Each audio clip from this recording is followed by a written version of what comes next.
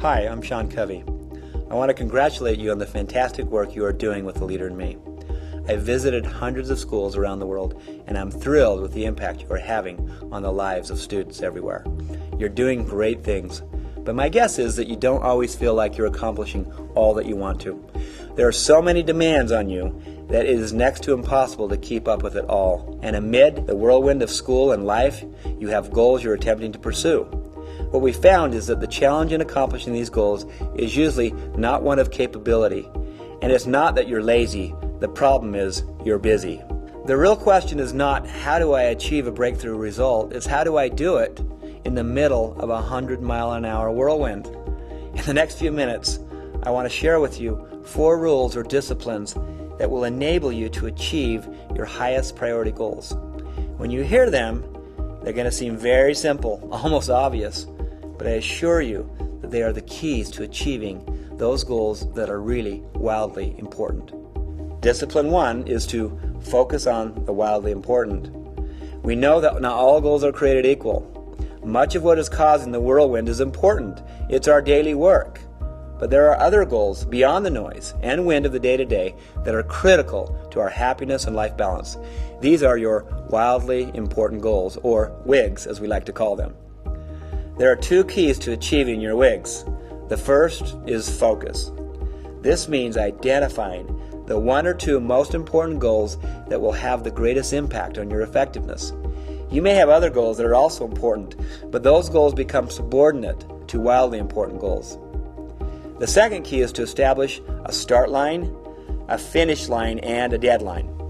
It's specific and it's measurable. This means writing our goal in a format from X to Y by when. Suppose you wanted to lose weight.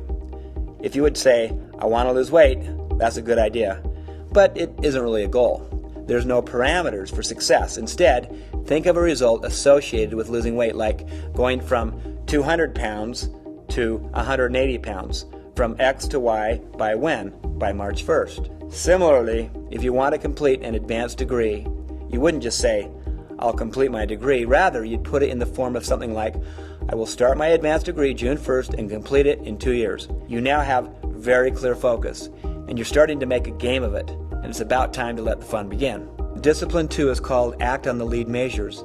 Once you've identified your wildly important goal and placed it in an X to Y by when format, the next step is to identify the key strategies, the measures that will lead you to achieving your goal. We call these lead measures.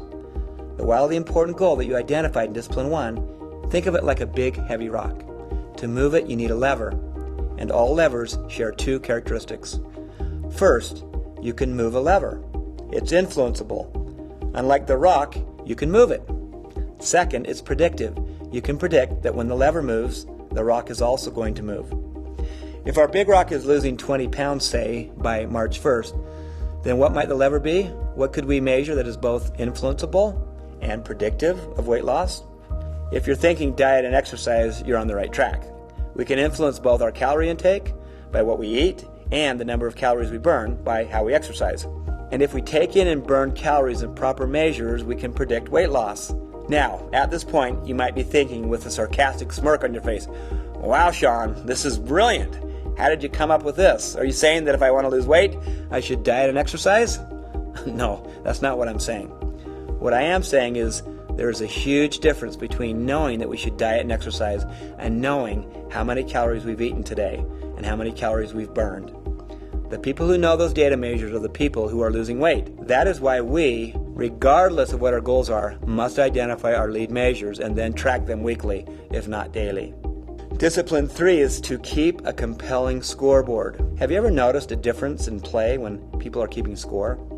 If you were watching a group of kids play basketball from a block away, could you tell, just by watching them, whether or not they were keeping score? Doesn't the level of intensity and celebration and engagement dramatically increase when they are keeping score? For people to really succeed, there is a switch in our heads we call the game on switch, and we want to throw the game on switch. Creating a scoreboard sets us up to engage in the game. What are the characteristics of a compelling scoreboard? First, the scoreboard has to be simple. It should pass the 5-second rule, meaning you should be able to look at it and understand in 5 seconds whether or not you're winning or losing. Second, it has to be visible. It does no good to keep a scoreboard buried in a drawer somewhere. Third, it should show both the lead measures, the things you're acting on, as well as the progress toward the ultimate result. You want to track both the formative and the summative data in a clear and compelling way. By creating a compelling scoreboard, you have turned your wildly important goal into a game, and there is no greater driver of engagement than feeling like you're winning. Discipline 4 is called Create a Cadence of Accountability. This discipline requires you to get into the habit of meeting with a partner or a team regularly, ideally at the same time every week.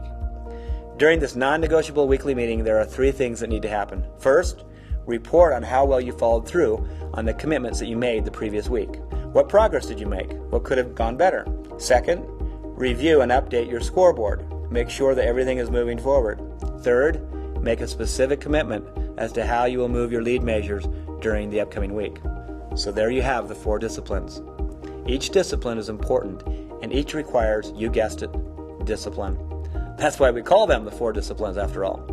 But I can tell you with complete certainty that these 4, if implemented with fidelity, will bring you breakthrough results. I wish you success.